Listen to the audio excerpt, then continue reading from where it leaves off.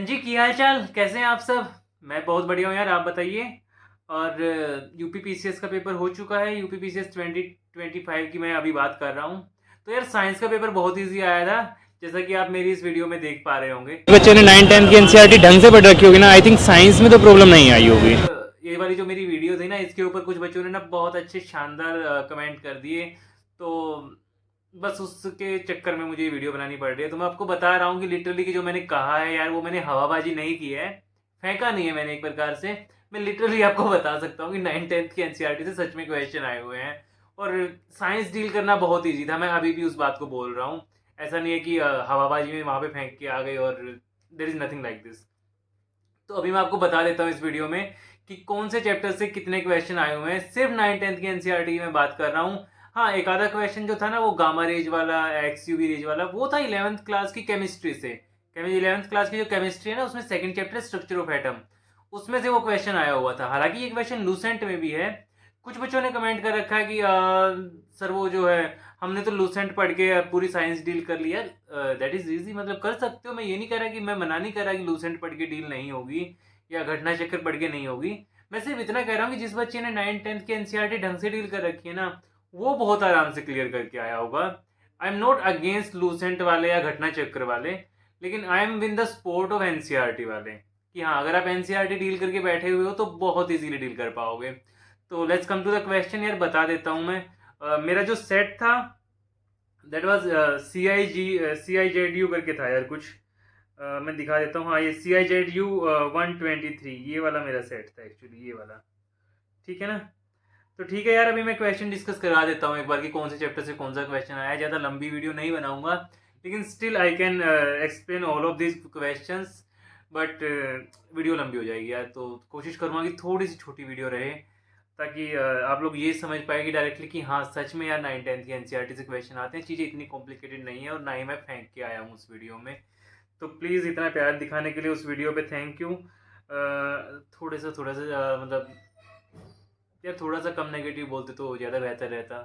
बाकी तो खैर आप बोल सकते हो, आपकी मर्जी है, कोई इशू नहीं है। फर्स्ट क्वेश्चन जो मेरे सेट में आया हुआ था साइंस का, वो था 10th क्वेश्चन। ठीक है?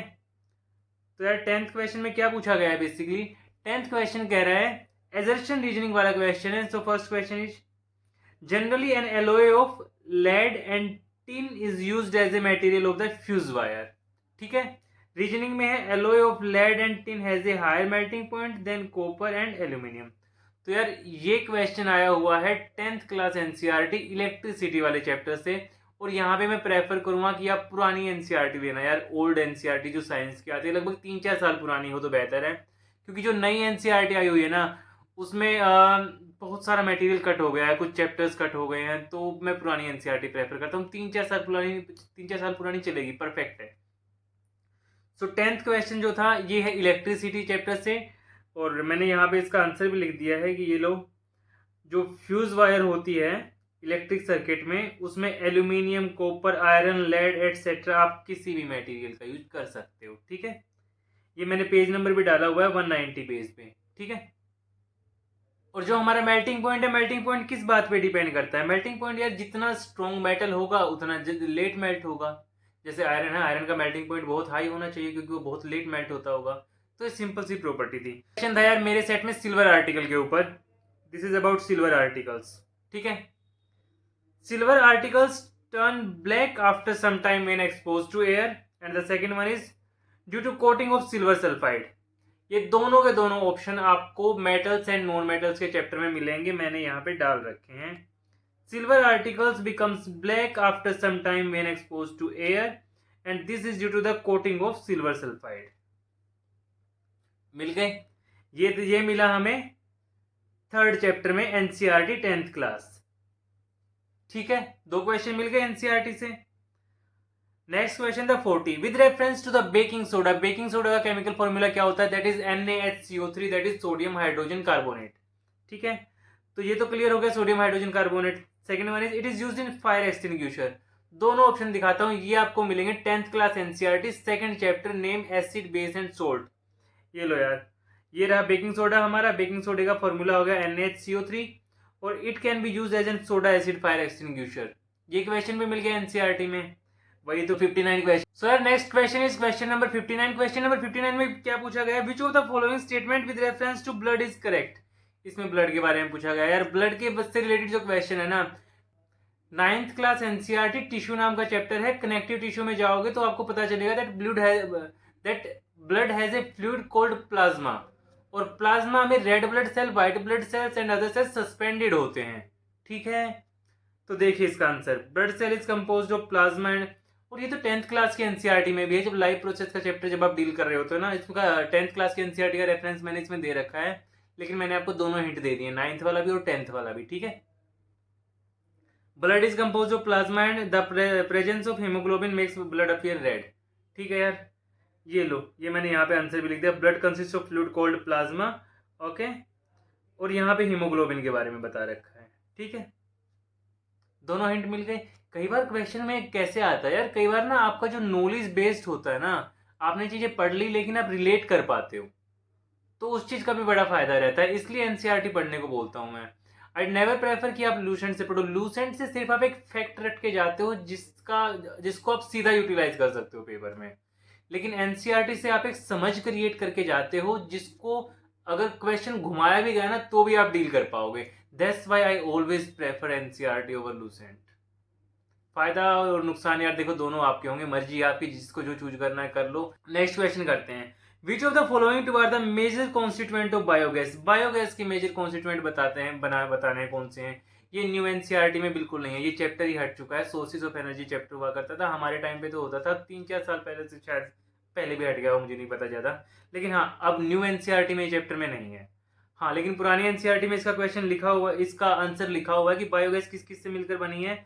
मीथेन, बायोगैस में क्या क्या कॉन्स्टिट्यूएंट होते हैं, वो मीथेन और कार्बन डाइऑक्साइड होते हैं। ये लो यार आंसर यहाँ पे है, मीथेन है, कार्बन डाइऑक्साइड है, हाइड्रोजन सल्फाइड है, ये सारे के सारे बायोगैस में कॉन्स्टिट्यूएंट होते हैं। ठीक है, ओके ब्रो, आई होप थोड़ा सा तो मजा आ ही रहा होगा यार, मेरी क्लास में इतनी बोरिंग भी नहीं होती। नहीं भाई तेरी बहुत बोरिंग है, sorry bro. With reference to acids and bases which of the following statement are correct. यार ये क्वेश्चन भी एनसीईआरटी से ही है, सेकंड चैप्टर। सो यार question number 85 it is also from NCERT, that is second chapter 10th class NCERT, acid base and salt chapter का नाम है। और यहाँ पे सीधी भाषा में एक बात दी जाती है यार, एक स्केल होता है, वो स्केल इसमें दिखाया, हाँ ये रहा स्केल, सीधा सा स्केल होता है यार। 7 से कम जाओगे एसिड है ये वाला, और 7 से ऊपर जाओगे बेस है ये वाला। तो सीधा का सीधा था यार, फर्स्ट और सेकंड दोनों गलत हो रखे हैं। ये मेरा ही पेपर है जो मैंने कर रखा है, ये जो मैंने क्रॉस क्रॉस मार रखे हैं ना, जो लोग कह रहे थे कि अपना पेपर दिखाना, या कमेंट सेक्शन में कुछ लोगों ने बोला था कि अपना पेपर दिखाना, या जो भी है कि अपना रोल नंबर भेजना, देख लो यार ये मेरा ही पेपर है, और कितने सही हुए कितने गलत हुए आप खुद गैस कर लोगे। ठीक है, मैंने इसलिए जानबूझ के अपना ही पेपर लगाया था। Following enzyme is release in the stomach for protein digestion. कौन सा एंजाइम रिलीज होता है स्टमक में फॉर प्रोटीन डाइजेशन के लिए। यार प्रोटीन के लिए तो सबको पता है कि पेप्सिन प्रोटीन को डाइजेस्ट करेगा, और ट्रिप्सिन भी प्रोटीन को डाइजेस्ट करेगा। ठीक है, तो ले दोनों के आंसर बता रहा हूँ मैं, सुनो। 10th class NCERT life process chapter है, उसमें है ये प्रोटीन डाइजेस्टिंग एंजाइम पेप्सिन। ठीक है, और दूसरा है ट्रिप्सिन फॉर डाइजेस्टिंग प्रोटीन्स। ठीक है, स्टमक के वहां पे जो गैस्ट्रिक ग्लैंड होती है वो रिलीज करती है पेप्सिन, और पेनक्रियास सीक्रेट करती है ट्रिप्सिन। ठीक है, हाँ जी, तो ये भी 10th क्लास के एनसीईआरटी लाइफ प्रोसेस। क्या यार छोटे छोटे क्वेश्चन है। आइसोटोप्स, आइसोटोप्स के बारे में कौन सी क्लास में बताया गया यार, 9th class NCERT. Isotopes which have the same atomic number but different mass number. ये लो, identical atomic number but different atomic mass number.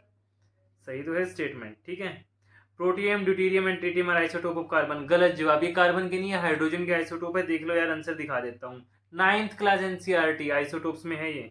9th class NCERT 4th chapter, chapter का नाम है स्ट्रक्चर ऑफ द एटम। ठीक है, तो it is protium, deuterium और tritium, तीनों में हाइड्रोजन लिखा हुआ है, तो ये हाइड्रोजन के आइसोटोप है भाई। ठीक है, कार्बन के नहीं है।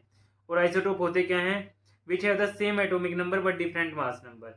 ओके, अब प्लीज ये मत बोलना यार मेरे को कि 9th-10th के एनसीईआरटी से क्वेश्चन नहीं आए थे, या मैं फालतू में हवाबाजी करके आया हूँ।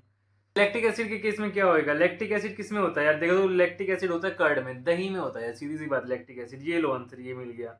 NCERT 10th class NCERT second chapter से बहुत सारे क्वेश्चन आए, 3 क्वेश्चन मिल गए सेकंड चैप्टर से। लैक्टिक एसिड होएगा कर्ड में, हो गया काम खत्म। टार्टरिक एसिड होता है टेमेराइन में।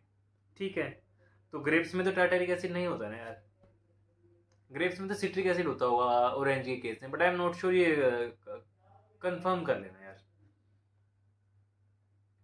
हाँ, और एसिटिक एसिड होता है सबसे वीक एसिड, इसका केमिकल फॉर्मूला होता है CH3COOH। CH3COOH is the chemical formula for acetic acid. ठीक है, हाँ जी, तो पोटैटो में तो एसिड का सवाल ही पैदा नहीं होता यार, कैसी बातें कर रहे हो। ठीक है यार, क्वेश्चन नंबर 142 अब हम डील कर रहे हैं। क्वेश्चन नंबर 142, ये क्वेश्चन आया हुआ था, ये 9th-10th की एनसीईआरटी में नहीं है, ये मैं मान सकता हूँ। ये है 11th क्लास के एनसीईआरटी में, structure of atom he chapter है, सेकंड चैप्टर है। वहाँ पे बताया गया है गामा रेज के बारे में, एक्सरेज के, एक्सरेज, इनका ना सीक्वेंस है, जैसे एक्सयूवी गाड़ी होती है ना, एक्सयूवी जैसे गाड़ी होती है, तो पहले एक्सरे आएंगी, फिर ये यूवी रेज आएंगी, फिर विजिबल रेज आएंगी, उसके बाद इंफ्रारेड, रेडियो, उन सब की बारी आती है। ठीक है ना, तो सिर्फ आप एक्सयूवी भी याद रखते हो ना तो भी काम चल जाता है, और इनसे पहले आती है शुरू में गामा रेज। तो ये रहा आंसर, ये रहा भाई, सबसे पहले गामा रेज, उसके बाद एक्सयूवी गाड़ी, जिसके पास है मजे करो यार, थोड़ी बहुत तो ऐसी करते हैं दिल्ली की सड़कों पे। नहीं नहीं भाई, हम नहीं करते, हम तो पढ़ने वाले बच्चे हैं। ठीक है यार, पढ़ो, मैंने किसी को मना नहीं किया है, करनी चाहिए यार पढ़ाई, मैं भी करता हूँ, लेकिन मजे भी कभी कभी कर ही लेने चाहिए यार। एक्सयूवी ये हो गया, उसके बाद इंफ्रारेड और अदर क्वेश्चंस। ठीक है, तो यो आप कोशिश करोगे कि एनसीईआरटी से के थ्रू पढ़ने की कोशिश की जाए। एनसीईआरटी से पढ़ोगे तो कॉन्सेप्चुअल क्लैरिटी होगी, if you go with Lucent and other Ghatna Chakra kind of book, in that case you will concept apply नहीं कर पाओगे। So I will go with NCERT. बाकी आपकी मर्जी है, आपको जैसे जो भी प्रेफरेबल लगे आप ऑप्ट कीजिए, मुझे कोई इशू नहीं है, बट दैट इज़ मेरी तरफ से आपको एक मतलब एक सजेशन है कि आप एनसीईआरटी के साइड से जाओगे तो फ़ायदा रहेगा आपको। ये जैसा कि मैंने जो एनालिसिस किया है, जो मेरी तरफ से जो एनालिसिस है यार साइंस को लेके, तो वो यही है कि ऐसे आपको जाना चाहिए। बाकी आपकी मर्जी, दैट्स योर चॉइस। ओके,